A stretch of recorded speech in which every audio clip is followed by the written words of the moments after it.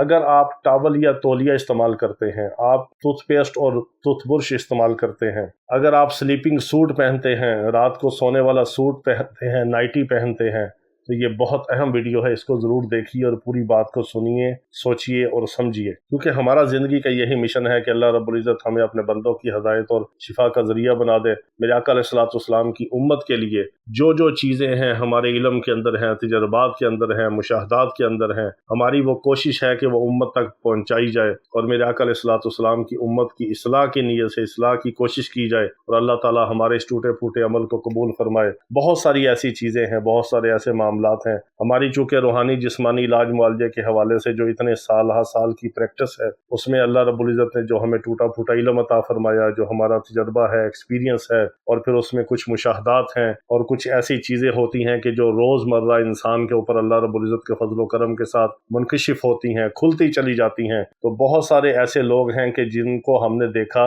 کہ ان کے اوپر ایسے شیطانی اثرات ہیں کہ نہ وہ جادو کے ذریعے سے ہیں، نہ وہ عام کوئی جنات کے سائے اور اسیب کے ذریعے سے ہیں، نہ ہی وہ کوئی نظر بد کے اثرات ہیں، نہ ہی وہ کوئی حسد کے اثرات ہیں، لیکن ایسی نحوستیں، ایسی خباستیں زندگیوں کے اندر شامل ہیں کہ انسان حیران رہ جاتا ہے کہ اس بندے کو ہے کیا۔ بہت سارے ایسے واقعات ہیں، بہت ساری ایسی چیزیں ہیں۔ ایک بہت بڑے ڈاکٹر میرے پاس تشریف لائے کچھ مہینے پہلے کا اب واقعہ ہی ہے، بہت پڑھے لکھے آدمی تھے، بہت ہائی کوالیفائڈ، اور انہوں نے پھر گریجویشن کے بعد انہوں نے پھر اسپیشلائزیشن بہت کی ہوئی تھی کئی شعبوں کے اندر، اور مجھے کہنے لگے کہ کافی سال ہو گئے میں نے نماز نہیں پڑھی۔ میں بڑا حیران ہوا ان کی بات سن کے، کہتے لیکن مجھے ورد وظیفہ کرنے کا بہت شوق ہے، میں اوراد و وظائف کرتا ہوں، آپ کے میں کچھ ویڈیوز وغیرہ میں نے دیکھی ہیں، اور اس طرح میں نے کچھ آپ کے عمل کیے ہیں، مجھے فائدہ بھی ہوا۔ تو میں نے انہیں سوال کیا کہ آپ نماز کیوں نہیں پڑھتے؟ کہتے پتہ نہیں مجھ سے نماز نہیں پڑھی جاتی، میرا دل نہیں چاہتا، مجھے توفیق نہیں ہے۔ تو میں نے کہا پریکٹس، کہتے میری گورنمنٹ جاب بھی ہے ہاسپٹل میں، اور پرائیویٹ کلینک بھی ہے، پریکٹس بھی میں کر رہا ہوں، مریض بھی دیکھتا ہوں،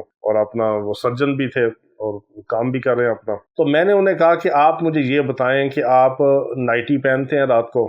انہوں نے کہا جی میں بالکل پہنتا ہوں۔ میں نے کہا کہاں پہ رکھتے ہیں؟ کہتے واش روم میں نے لٹکائی ہوتی ہے، میرا شیو کرنے کا سامان بھی واش روم میں ہے، میرا ٹوتھ پیسٹ اور برش وغیرہ سب کچھ واش روم میں ہے، میرے ٹاول اور اس کی الماری جو ہے واش روم کے اندر ہے، بڑا گھر ہے ان کا لاہور میں۔ تو انہوں نے کہا کہ میری وہ سارے لباسوں کی اور ہینگر وغیرہ اس میں کیے ہوئے ہیں، پریس کر کے کام والی رکھ دیتی ہے، وہ سارا کچھ میرا واش روم کے اندر ہے، بڑا واش روم ہے، اور اسی میں ٹب ہے، اور اسی طرح سارا نا۔ میں نے پھر انہیں کچھ چیزیں بتائی، میں نے کہا جی آپ کو واش روم میں جانے کی دعا آتی ہے؟ کہنے لگا نہیں یہ نہیں مجھے آتی۔ میں نے کہا آپ واش روم میں جانے کی دعا کا اہتمام کریں، اور دوسرا یہ کریں کہ آپ نے واش روم کے اندر الماری سے باہر جو آپ نے رکھا، چلے الماری تو بند ہے، وہ تو آپ اس کے دروازے بند کرتے ہیں، اس کو آپ الگ ہو جاتا ہے وہ، لیکن جو واش روم کا جو ایریا ہے، ایک تو کورڈ ایریا ہے، جو اس میں جو آپ نے سٹینڈ لگایا ہوا ہے کہ اس کے اوپر آپ کا ٹاول ہے، پھر اسی طرح آپ نے بیسن کے اوپر جو برش وغیرہ رکھے ہیں چیزیں، ان چیزوں کو میں نے کہا آپ اٹھا کے الماری میں رکھ دیں۔ واش روم کا جو آپ کے کموڈ اور بیسن کا حصہ ہے وہاں پہ آپ ایسی چیزیں نہ رکھیں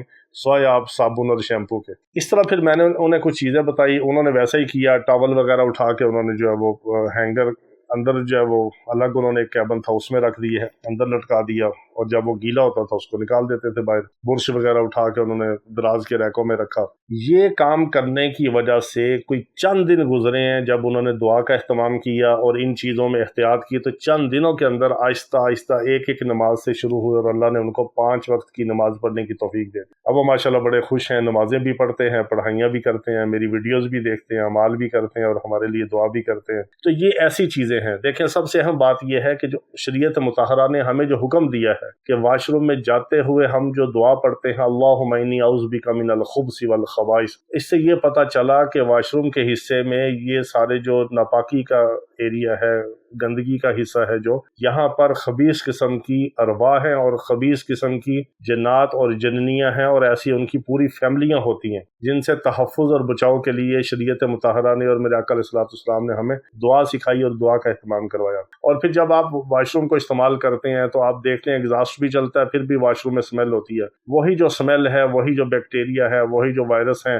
وہی آپ کے ٹوتھ برش کے اوپر لگتے ہیں، وہی آپ کے صابن کے اوپر لگتے ہیں، وہی اس کی ساری اسمیل جو ہے وہ ٹاول آپ کا جو گیلا ہوتا ہے وہ اس کو کھینچتا ہے، وہی ٹاول آپ استعمال کرتے ہیں، 2 3 4 دن وہی ٹاول آپ کا لٹکا رہتا ہے۔ آپ کپڑے میلے اتارتے ہیں تو واش روم میں لٹکا دیتے ہیں، دھلے ہوئے کپڑے آپ ہینگر کر کے واش روم میں رکھ دیتے ہیں۔ اسی طرح آپ نائٹی روزانہ رات کو پہنتے ہیں تو آپ نے واش روم میں لٹکائی ہوتی ہے، جب آپ واش روم یوز کرتے ہیں تو آخر پہ آپ نائٹی اور سلیپنگ سوٹ پہن کے آپ اپنے کمرے میں آ جاتے ہیں۔ ان چیزوں کا اہتمام کیا کریں، یہ بہت اہم چیزیں ہیں۔ سلیپنگ سوٹ، نائٹی وغیرہ تو ہر انسان رات کو پہنتا ہے کہ ایزی ڈریس ہو، ہم بھی پہنتے ہیں، لیکن اس کو الگ رکھیں، اس کو واش روم کے اندر نہ رکھیں، ٹاول کو آپ الگ رکھیں۔ بیسن اگر کوشش کریں کہ واش روم سے باہر آپ کے پاس کوئی جگہ ہے، وضو کی جگہ ہے، تو آپ وہاں پہ بیسن لگائیں۔ بیسن اگر باہر ہو تو آپ دعا بھی پڑھ سکتے ہیں۔ واش روم کے اندر جو بیسن ہے، واش روم کے اندر جو آپ کا ٹب ہے، وہاں پہ آپ دعا کیسے پڑھیں گے؟ برہنہ حالت میں آپ دعا بھی نہیں پڑھ سکتے، پھر آپ کو دل کے اندر دعا پڑھنی پڑے گی۔ اور یہ ساری خباستیں ہیں کہ جو انسان کے اوپر پھر نحوستیں طاری ہوتی ہیں۔ وہی خبیث قسم کی ارواح اور خبیث قسم کے شیاطین انسان کو نظر بد بھی لگاتے ہیں، حسد بھی کرتے ہیں، اور اپنا اثر بھی ڈالتے ہیں اور انسان کے ساتھ کھیلتے ہیں۔ یہ تو آتا ہے نا روایات کے اندر کہ جب انسان برہنہ حالت میں ہوتا ہے تو شیاطین اس کی شرمگاہ کے ساتھ شرارتیں کرتے ہیں اور کھیلتے ہیں۔ یہ تو ساری نحوستیں ہیں۔ تو یہی تولیہ ہے، یہی ٹاول ہے، یہی آپ کا سلیپنگ سوٹ ہے، یہی آپ کی نائٹی ہے، یہی آپ کا ٹوتھ برش ہے، یہی آپ کی مسواک ہے، اور یہی آپ کے کپڑے ہیں، اور یہی آپ کا لباس ہے۔ یہی چیزیں اگر آپ احتیاط کے ساتھ رکھیں تو آپ کی زندگیاں بدل جائیں گی۔ اور جتنی نحوستیں ہیں، بیماریاں ہیں، پریشانیاں ہیں، ٹینشنیں ہیں، طرح طرح کے فتنے ہیں اور خباثت قسم کی ایسی جو ارواح آپ کے اوپر مسلط ہیں، اور پھر وہ شیطانی اثرات اپنے اوپر ڈالتے ہیں، شیطانی اثرات اور نظر اور حسد کرتے ہیں انسانوں کے ساتھ، اور خاص طور پہ مسلمانوں کے ساتھ، اور نہ ہمیں دعاؤں کا پتہ ہے، نہ حفاظتی اعمال ہیں، نہ حصار ہیں، تو پھر یہی ہیں گھر گھر کے اندر فتنے ہیں، فساد ہیں۔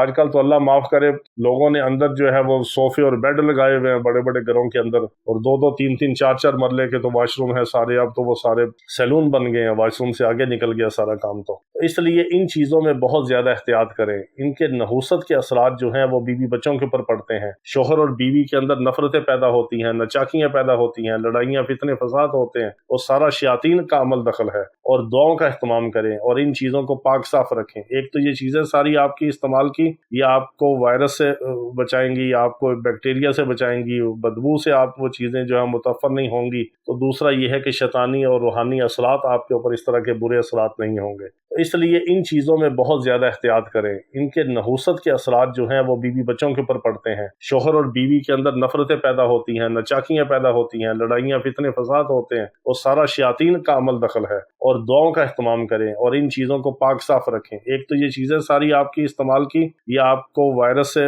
بچائیں گی، آپ کو بیکٹیریا سے بچائیں گی، بدبو سے آپ وہ چیزیں جو ہے متفر نہیں ہوں گی۔ تو دوسرا یہ ہے کہ شیطانی اور روحانی اثرات آپ کے اوپر اس طرح کے برے اثرات نہیں ہوں گے۔ اللہ رب العزت ہمیں ہر قسم کے شر سے، فتنے سے، برائیوں سے، بدکاریوں سے ہماری حفاظت فرمائے۔ وآخر دعوانا ان الحمد للہ رب العالمین۔